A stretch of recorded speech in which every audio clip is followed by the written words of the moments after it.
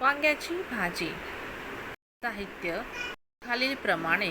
तसेच बारीक चिरलेला कांदा व टोमॅटो, भाजलेला शेंगदाण्याचा कूट, 4 ते 5 वांगी व 1 बटाटा चिरून घ्यावे. प्रथम गॅस चालू करून त्यात अर्धी वाटी तेल टाकून त्यात कढीपत्ता, जिरे व चिरलेला कांदा छान परतून घेणे व त्यात बारीक चिरलेला टोमॅटो घ्यावे. लालसर झाल्यानंतर त्यात मसाले टाकून घेणे.